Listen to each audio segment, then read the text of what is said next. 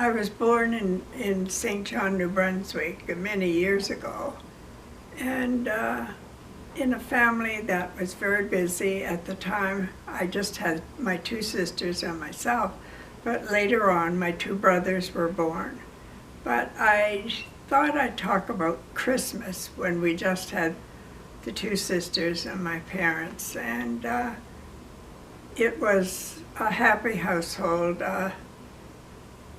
It was a busy household, and I'm thinking of Christmas Eve at our house when I was quite young, and my dad would be putting the tree up Christmas Eve, which nowadays that wouldn't be the case. We would have it up much earlier than that. But my dad would put it up, and then he'd decide that it was a little bare in one spot. So he would go and get a drill and another piece of tree, and he would drill a hole in the tree and insert the branch that he had to make it look really nice. And how my mother could stand all this the night before Christmas when she was trying to do her final baking or wrapping of clothes. But it always worked out. And then there was Christmas morning when we were all busy and rushing into the chair. Our stockings were hung not by the tree but in our dining room, because there was a nice mantle that we could hang the stockings there. And then we would go into the living room, and each one would open their gifts. We took turns. We didn't all open our gifts at the same time. The youngest person would open first, and we'd watch, and then the next person, and so it went. And usually my sister Barbara and I would more or less get the same type of gifts, because we were only maybe a year and a half apart in age. And I always remember the one year when we both got big dolls, and mine was dressed all in pink, and Barbara's was dressed all in blue. They had bonnets and coats and dresses, and we were thrilled with them.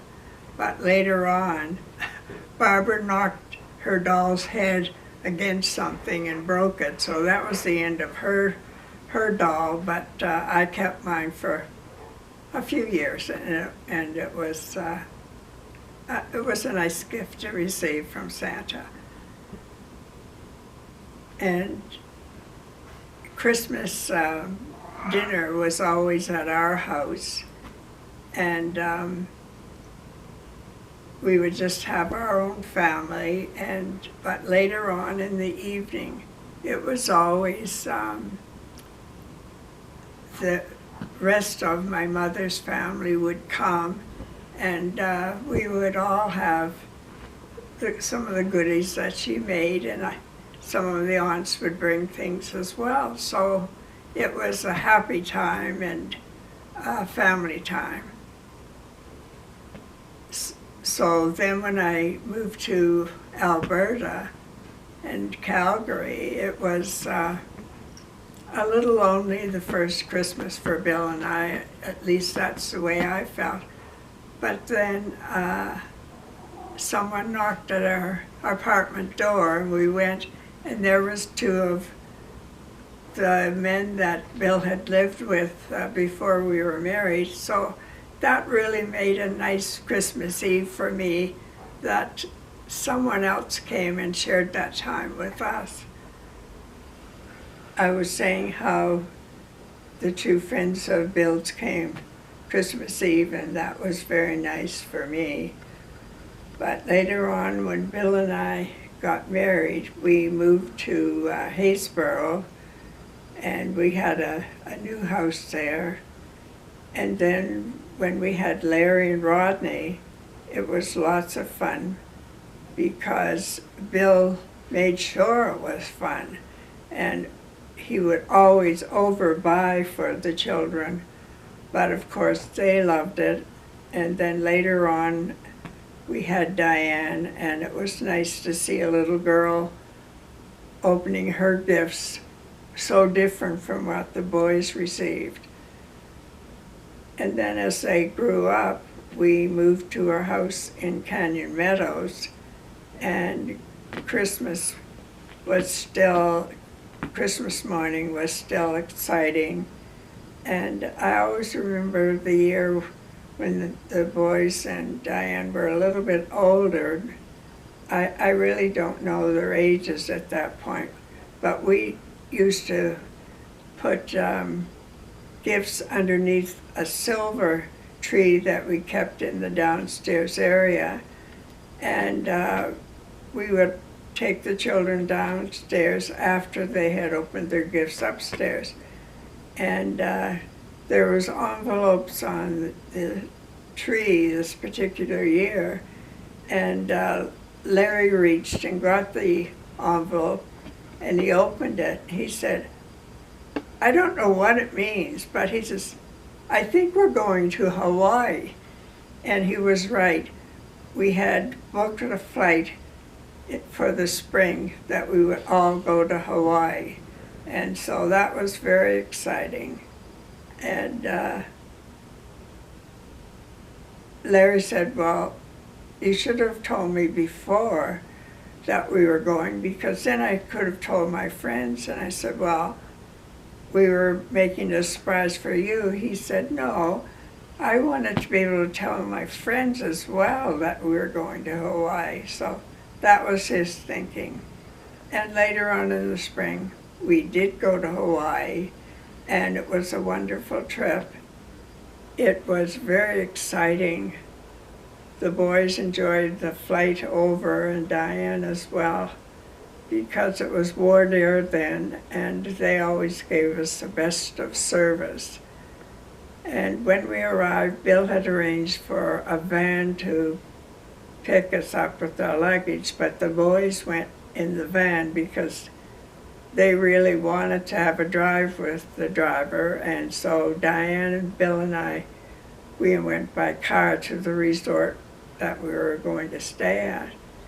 Your dad and Rodney were thrilled that they were going in a van. I guess I'd never been in one. And we stayed at the only low-rise in the area on Waikiki, and 2 years later that was demolished and something else went up, I guess. So when we arrived, we were all kind of hungry, and so we decided we'd walk down the main street in Honolulu, and we said, "Now where will we go?" Well, I have to laugh, because where we ended up having our first meal in Hawaii was at not A&W. What's one of those? No, McDonald's. We're walking down the street in Honolulu and trying to find a place to eat, and the boys said, "Oh, there's McDonald's, we can eat there." So, because they were really insistent of going to McDonald's, we all went, but it wasn't what I was looking forward to for our first meal in Hawaii, but that's where it was at. It's McDonald's. Anyway, we went back to the resort because we were a little tired, because we had been up early that morning to get the Ward Air flight and everything. So Diane and I had our own room, and Bill and the two boys had their place. So the next morning, after a good night's sleep, Diane and I woke up, and I said, "Come on, put your bathing suit on and we'll go down to the water."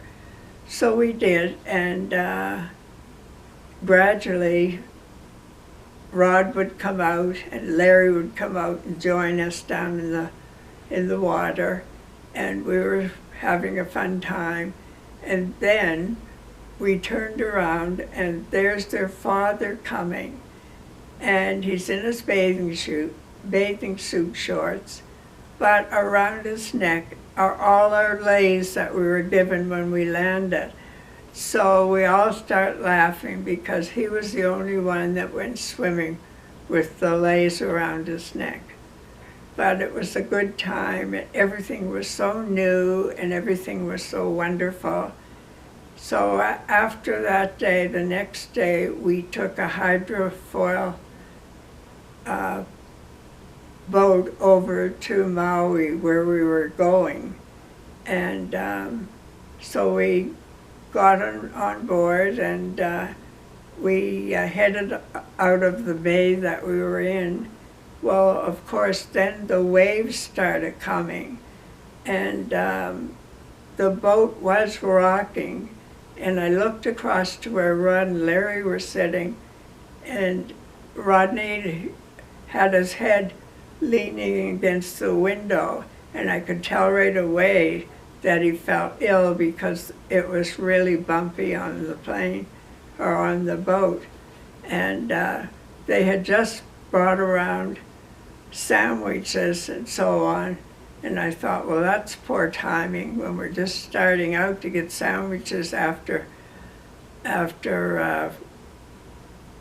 having not had much to eat before. Anyway, we landed fine, and there was a big truck to meet us and take the luggage.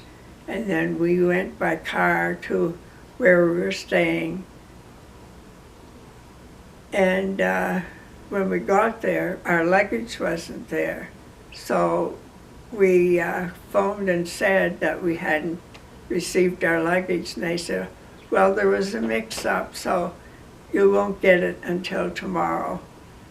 And we thought, well, we can do without our luggage for one night. And we were concerned that our luggage might have been lost. But that was poor thinking on my part, because the next day the big truck came back and gave us back all our luggage. So we were able to have clean clothes to wear and our bathing suits. And right away we started going to different beaches because it was so wonderful to be there. And the water was fairly warm, so everyone enjoyed their first day at the beach. And that was that part. But a few years later, we went for Christmas in Hawaii, and we took Bill's mother came, and his sister and her husband and their two girls, and that was an exciting time. And of course, Bill was the only one on the beach singing Christmas carols, and he always made it fun for the rest of us. And it was a nice time. We went out for dinner. Or no, I don't think we did, because I bought a turkey there and put it in the oven, and then we went to the beach swimming. And when we came back, the turkey was cooked perfectly, so we didn't have to stick around watching it cook. So it was a very nice time for everyone. And then when we moved to the house in Canyon Meadows, the grandchildren would come on Christmas Day, and they would always have special things that Papa would have bought for them. And I did too, but Papa's gifts were always more fun and showed a lot of initiative in choosing things for the three boys. It was so nice. Your parents were, with us for Christmas mornings until they moved to their own place and everything. So, and Bill was such a shopper. It was great. I would buy gifts for everyone, but Bill would buy them too. So the girls were always interested in opening Bill's gift to see what he came up with. And it was always great things, so. He loved shopping and giving to family, so that worked out. I think that I always looked forward to watching the children open their gifts because they'd be so excited. And there's a picture in Bill's films that Rod and Larry are opening things here at the foot of the tree. And Diane tippy-toes in around where parcels were sitting, and she picks up a box and she puts it on her head. And it was a big tea set that she picked up. And it was kind of cute, and that's why it's in the film, so. But, no, just watching the children, Justin, it's really one of the nicest things to watch them be excited and have new things underneath the tree. We had taken the 3 children after church on Sunday out to Happy Valley, which is totally changed now. And they would ski out there on smaller hills. And we did that. You had to pay to take a little lesson, I believe. But it gave them a start so that when we went to the mountains, they knew how to ski, so we weren't wasting our money paying for them because they did know how to ski a bit. So we had a few trips that we went and stayed in Banff at a couple of different places. And when we went there, I would always cook a turkey the day before we left and then cut it up and take other things to go with it so that I'd make a lot of gravy. And then after we skied, we'd come back to where we were staying and we would just heat those things up on the stove. And then we had a big meal, and it cost us very little. And that was our practice always when we went skiing and stayed at a place. Every Christmas, we always read the Christmas story before the children went to bed. And one year, Rodney said to Dad, "I'm going to read the story this year." And he took the Bible from Bill's hand and he read the story for us. And that was a real thrill to see this young kid able to realize that it was important to read the Christmas story. And that's what he did for the rest of us. I think when you think of Christmas and the Christmas story, and you think of Mary being pregnant and traveling so far with her husband towards Bethlehem, I can imagine her thoughts and wondering what was going to end up happening. But then in the story it tells us that they ended up being sheltered in basically a barn, and because there wasn't any room in the inn or any place around, but at least they were in a safe place and they were eventually warm. But that's where the baby Jesus was born, in a manger in the dead of night. And we're told from our Bibles that only the shepherds knew what was happening, and they came to see the baby, and later on the wise men did come as well. And that's how Jesus was born, in a manger. And that is a good thing to know, because he came into the world to save us. And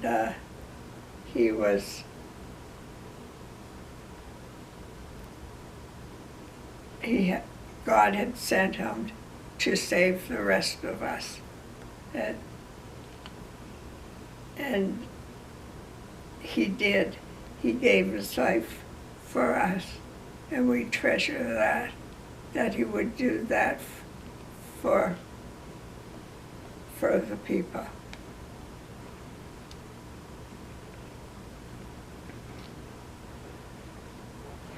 You're leaving, are you?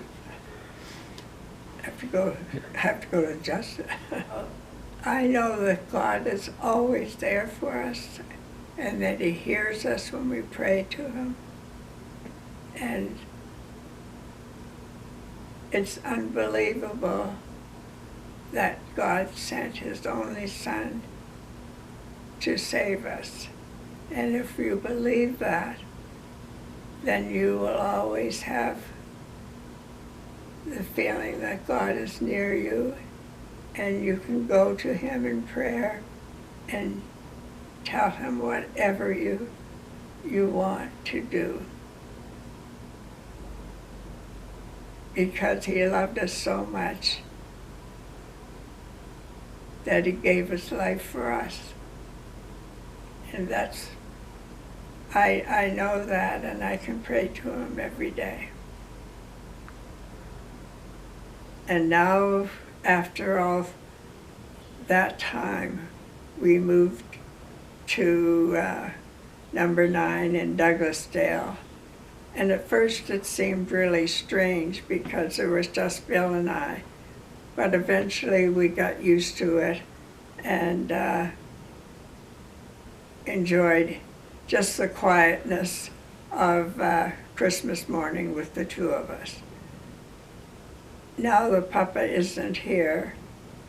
We still enjoy when the children come and the grandsons and their parents, and it always makes up for things that were usually in the past. But this was starting a new time on our road, so well, I'll just end with saying Merry Christmas to everyone. How'd that sound? Yeah, I'm just gonna get some footage of this thing. She's loving it. Justin's your favorite, eh? She's just glad to have company. Yeah, just want to show an explanation of why the camera was a little shaky.